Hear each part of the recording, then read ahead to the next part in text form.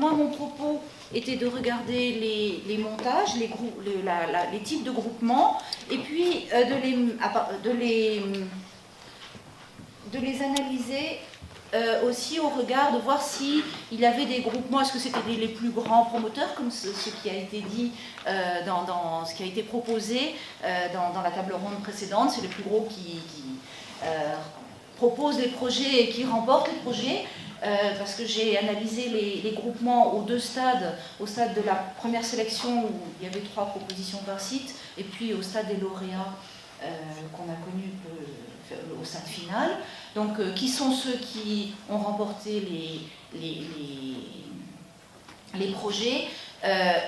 Bon, la limite de l'exercice, c'est que je regardais le pilote et les investisseurs, et j'ai eu une vue relativement globale et donc pas encore à approfondir sur ce qu'on appelle les autres dans les groupements, toute la myriade de PME et de soutiens qui viennent en appui au projet, mais on a des représentants qui pourront nous en parler.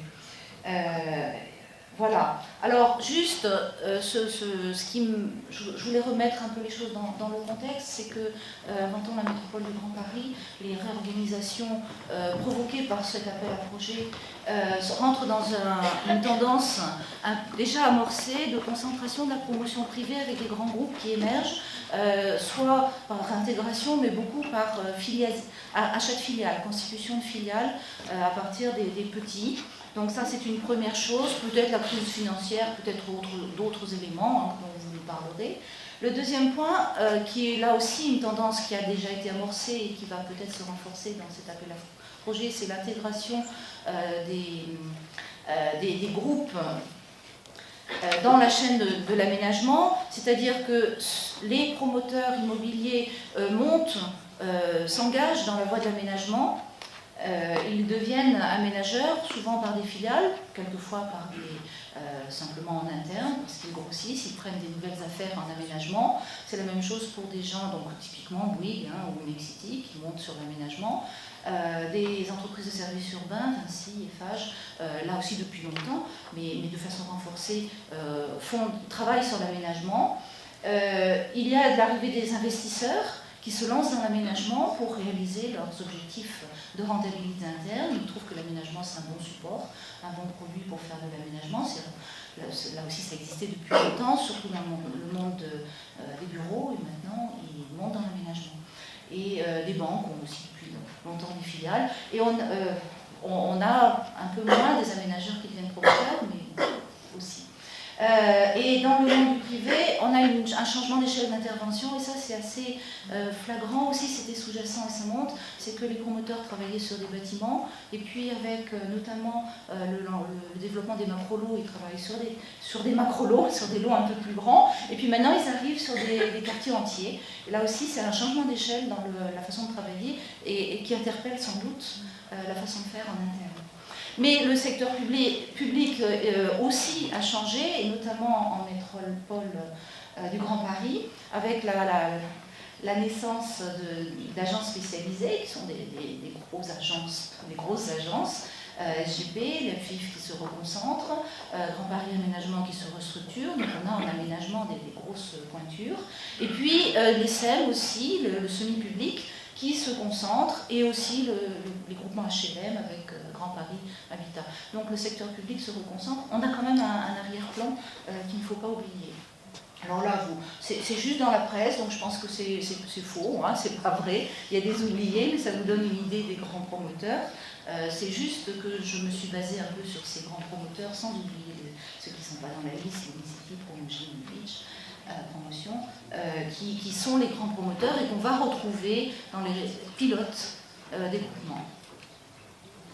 Donc ça, c'est pas utile. Les groupements, juste pour, comme l'a dit Daniel, donc je vais passer vite, c'est un mandataire pilote du projet qui est identifié comme mandataire, comme je pense, comme coordinateur. Et puis après, je me suis dit, est-ce qu'il est coordinateur et sous quelle forme? Est-ce qu'il y a des contrats? Ce serait une question à poser. Avec un promoteur, avec un concepteur, un et souvent plusieurs architectes et paysagistes, un ou plusieurs promoteurs qui s'associent avec des organismes de logement, social notamment, et qui sont ou pas investisseurs, ils peuvent s'associer avec des investisseurs. et puis des exploitants et d'autres qui sont tout à fait importants, très très nombreux. J'ai trouvé qu'il y avait un changement dans ces autres, hein, ces petites PME qui viennent soutenir entre la première réponse et la deuxième. Donc je pense que peut-être sous la pression, je vois Catherine Barbet qui dit oui, sous la pression ou spontanément, les groupements il y a eu un mouvement de restructuration et de renforcement de l'appel à des petits cabinets, enfin petits, oui, des PME, hein, des plus petits en chiffre d'affaires, non pas petits par leur savoir et leur expertise, pour accompagner ces projets. Alors, de l'analyse des deux phases du processus, j'ai regardé une vue d'ensemble, et je vous parlerai ici surtout des pilotes des projets, donc les mandataires.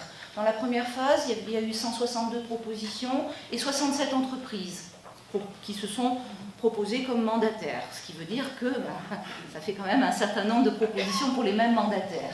Qui sont ces mandataires, ces entreprises? 15 grands groupes de l'immobilier sur les 20, vous voyez, qui sont presque tous représentés. 8 promoteurs nationaux. Alors les grands groupes, ils sont internationaux, ils sont grands, c'est Bouygues, c'est Lincity, c'est Nexity, c'est ceux qu'on a vu. Les promoteurs nationaux, ils sont plus... là aussi, je me suis peut-être trompée dans mon analyse. Je me suis basée sur la liste, donc ils ont un chiffre d'affaires moins important et un rayon d'investigation moins important. Il peut y avoir des erreurs dans mon analyse. 26 promoteurs locaux, des Bretons, des Nantais, bon, voilà, qui viennent proposer de piloter un groupement. Il y en a 26. Ce qui n'est pas négligeable. Et puis aussi 15, alors vous voyez, je mets des mots, du coup c'est déjà connoté, des entreprises plus petites, spécialisées dans un domaine d'intervention, ou dans la logistique, ou dans la culture, ou dans la participation, le social. Je mets le social dans cette catégorie-là, et j'espère que vous les voyez en pourcentage sur la gauche. C'est le nombre, c'est juste le nombre, hein, les chiffres que je vous donne en pourcentage du total. J'allais dire curieusement, il n'y a qu'une seule SEM, j'en parlais avec une seule SEM qui est pilote du projet, c'est par issue d'aménagement, et il y a 2 organismes de logement social qui sont pilotes. Je me suis peut-être trompée dans les comptes, mais dans le premier appel. Alors en pourcentage de projet, c'est le camembert sur votre droite. Ce qui frappe, c'est quand même la répartition n'est pas tout à fait la même. Parce qu'il y a des grands groupes de l'immobilier comme Nexity qui a répondu, qui est dans les majors, hein, en bleu là-haut, dans les 23%, et qui a répondu à 19 projets.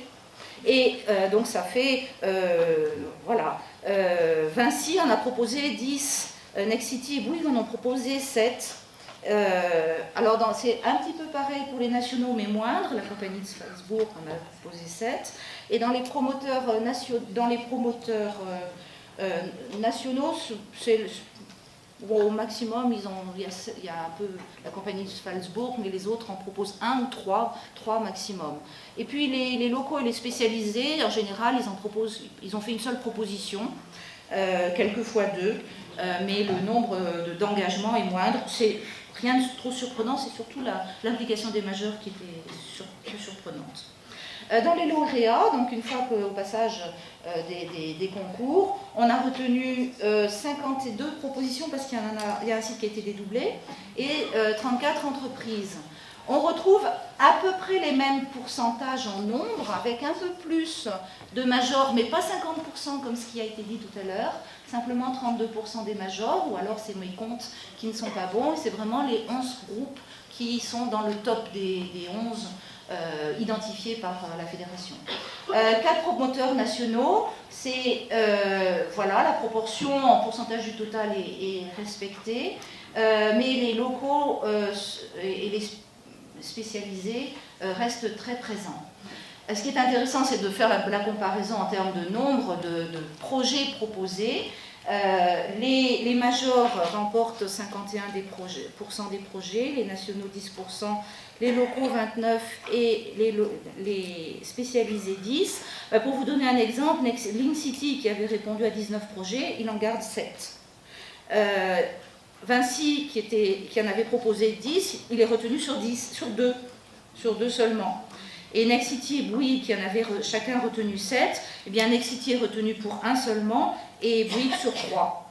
Et à l'inverse, la compagnie Salzbourg, qui était retenue dans la première phase pour 7, a été lauréat sur 4.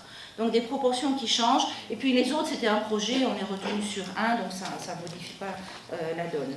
Mais voilà le schéma aujourd'hui des groupements, des pilotages des groupements qui vont se mettre au travail.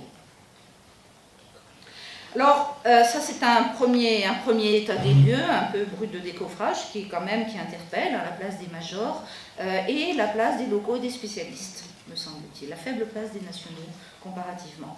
Ensuite, j'ai regardé comment ces nébuleuses ici se sont construites. Et alors, sur le plan méthodologique, j'ai fait un travail statistique qui m'a conduit à identifier 4 types. Grands types, forcément c'est caricatural bien sûr, mais voilà comment je les caractérise. Premier type, c'est le phénomène d'intégration. C'est Link City qui travaille avec Link City, qui travaille avec Bouygues. Excusez-moi, je ne focalise pas sur Link City, mais c'est la même chose pour Bouygues Immobilier, pour Eiffage, pour Pichet, et puis pour d'autres. Ils travaillent ensemble, soit de façon dans la même maison, soit avec leurs filiales. Et c'est souvent les grands groupes, on le verra tout à l'heure. Ils ont, je disais, pas mal de supports techniques, plus ou moins selon la complexité des sites, et ça va être mon propos final. Le deuxième type de groupement est un groupement, et c'est ce qui m'a frappé, c'est que les gens se connaissent, c'est entre pairs. C'est Nexity qui travaille avec la SNI, ou avec Paribas, avec BNP Paribas. C'est des gens qui ont l'habitude de travailler sur des projets ensemble, qui ont déjà cette habitude, qui ont peut-être fait les mêmes écoles, qui sont peut-être passés de l'un à l'autre. Ça serait une étude à mener, voir si c'est les mêmes personnes, s'il n'y a pas eu des transferts de carrière. Ça, c'est des questions, je n'ai pas fouillé. Mais pourquoi pas? En tout cas, ce sont des gens qui se connaissent. C'est aussi au niveau local, quand je disais la mode travaille avec des gens de l'Ouest. Ils font des groupements avec des gens qui ont les mêmes valeurs, les mêmes repères, les mêmes habitudes de travailler, et ils proposent un groupement basé sur la confiance. Voilà, c'est le deuxième type de groupement. Le troisième type de groupement, je trouvais que c'était une nébuleuse de personnes qui, a priori, mais peut-être que je me trompe, n'ont rien en commun, parce qu'ils se connaissaient avant, ils se sont regroupés, ils sont très nombreux, c'est plutôt des moyens et des petits, mais pas forcément, et ils s'allient, et ce qui est frappant, c'est qu'ils sont beaucoup plus nombreux dans la réponse, ce qu'on voit sur le dossier de presse, ils s'allient à plusieurs, beaucoup plus nombreux, donc des alliances, et après, est-ce qu'elles sont spécialisées, c'est la deuxième partie de mon travail. Et puis, aussi surprenant, mais peut-être que c'était bien voulu, les nébuleuses, je pense que c'était bien voulu, inscrit dans l'appel à projet, mais les derniers, est-ce que c'était voulu, est-ce que c'était provoqué ou suscité ce sont des indépendants, quelquefois un architecte, en l'occurrence il me semble que c'est une architecte, qui monte son groupement toute seule, avec très peu de personnes, dans une société d'événements, qui monte son projet, donc des propositions qui paraissent être à un haut niveau de spécialisation culturelle, architecturale, participation, économie sociale et solidaire, et qui montent un groupement un peu resserré. Et donc la question que je me suis posée, c'est de savoir si ces 4 coopérations, d'abord leur importance relative, et ensuite sur quel projet, est-ce que le projet a créé la coopération, ou la coopération a été aléatoire. Alors ces 4 types de groupements, je les ai mesurés statistiquement sur les premières réponses sur les 166 propositions et puis sur les 52 lauréats. Et on voit une part à peu près équivalente entre les groupements intégrés et les groupements entre pairs. Donc je rappelle qu'il n'y a pas que des grands majors, mais il y a aussi des groupements nationaux et des groupements locaux.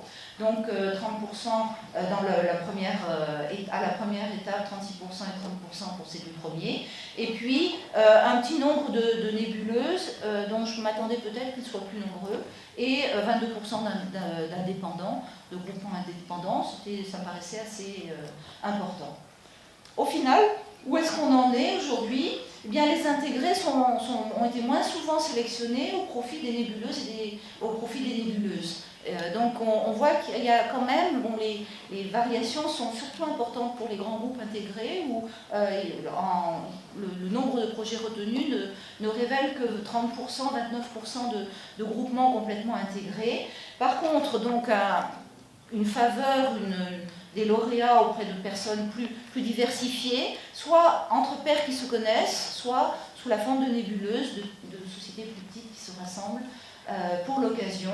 Et puis le nombre d'indépendants reste à peu près identique.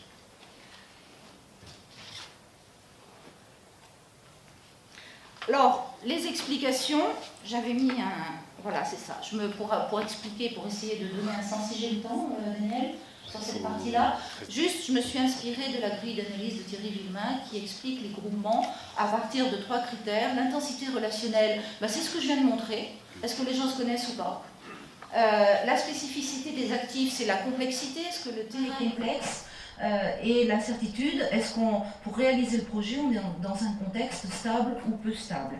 Avec des critères, donc j'ai appliqué ces critères au projet, j'ai essayé de les croiser. Donc, rapidement, la stratégie, voilà, on a les groupements, les pilotes, grands promoteurs, nationaux, locaux, indépendants, et on remarque, sans beaucoup de surprises, que les grands promoteurs sont plutôt intégrés, mais pas que les indépendants sont plutôt c'est les spécialisés, mais pas que. Il y a les indépendants fonctionnent souvent tout seuls, hein, et les locaux sont souvent des indépendants. Et moi, je m'interrogeais sur les entre-pairs parce que c'était le niveau relationnel le plus caractéristique. Et ce travail, cette formation de groupement entre gens qui se connaissent, c'est plutôt au niveau national qu'on le retrouve, même si on le retrouve un petit peu à tous les niveaux. Alors rapidement sur les sites, est-ce que ces groupements peuvent être mis en relation avec des typologies de sites ? Là, vous avez la typologie des sites. On l'a dit, il y a des petites parcelles et des grandes parcelles. Il y a des propriétés publiques, mais j'étais étonnée, quand même, elles ne sont pas toutes publiques. Il y a 10% de propriétés qui ne sont pas publiques. Et surtout, il y a 45% des propriétaires qui ne sont pas uniques. Bien sûr, il y a la ville 2 qui est propriétaire du terrain, mais souvent on a 3 ou 4 propriétaires publics. Et là, je pense que j'ai mis un indice de complexité fort dans ces cas-là. Il y a aussi des propriétés complexes sur le plan parcellaire, un peu éclatées. Et puis il y a des contraintes techniques de pollution, parce qu'Albert en a parlé, et des protections historiques, environnementales, voire sociales, qui viennent s'ajouter à la complexité. Sur le contexte, il me semblait que je pouvais mettre un bon point au consortium public qui a lancé le projet. Donc les garanties, le cadre légal me paraissait relativement bien assuré et donnait un cadre de fonctionnement intéressant au groupement. L'achat foncier paraît être, au moins dans les annonces, sécurisé. Il me semble que c'est pas... Bon, mais on peut... Il y a des situations quand même ambiguës. Il y a quand même des petits propriétaires privés sur ces parcelles. L'acceptabilité sociale n'est pas garantie. On a un exemple entre la première étape et la deuxième, où un projet a été retiré parce qu'il n'était pas accepté par la population. Bon, le contexte de vente, les grands promoteurs, tous les promoteurs s'y retrouveront sans doute facilement, parce que le marché parisien reste assez attractif. Pas partout, hein. Là, j'ai juste, c'est très schématique bien sûr sur une carte, mais les prix, cette carte donne les prix au mètre carré par commune, en rouge le plus cher et en jaune le moins cher, donc les prix ne sont pas les mêmes sur la région parisienne, mais les promoteurs s'accommodent en général assez bien de prix moyens, à condition qu'il y ait un marché. Donc ce critère doit être aussi relativisé. Et le support financier, bien sûr, il y a des aides du programme d'investissement d'avenir, il y a des fonds publics en vue, il y a des fonds PRU quelquefois qui soutiennent, mais pas partout, donc le support financier n'est pas forcément garanti. Donc oui, contexte juridique stabilisé, mais pas partout, c'est ce que mon analyse a tenté de faire pour arriver à cette typologie, donc avec les critères mentionnés. Et vous avez en rouge, alors c'est écrit en petit, mais voilà, des intégrés, IG c'est intégré grand promoteur, IN intégré national, l'IL donc en rouge, vous voyez les intégrés. Ils sont plutôt dans le cadran contexte facilitateur et complexité moyenne. À l'autre bout de la chaîne, vous avez les P, donc entre pairs, des groupements entre gens qui se connaissent. Il y en a pas mal, des grands, des moyens, qui sont dans des contextes moins sécurisés. Je ne dis pas, j'ai mis un certain, mais c'est pour pousser le trait. Des contextes moins sécurisés, une complexité plus forte. Et là, on a l'impression que les groupements se serrent un peu les coudes et ils misent sur le relationnel. Et puis envers les indépendants, ils sont surtout au centre et dans des contextes difficiles. Alors, a aussi éléments de réflexion. Et les nébuleuses qui m'intéressaient, moi, parce que c'était une nouvelle façon de faire, sont partout. Donc, pour l'instant, à ce stade, je n'ai pas de réponse à cette forme de groupement qui me paraît tout à fait intéressante. Et je vais m'arrêter là. Je vous remercie. Merci beaucoup, Sonia.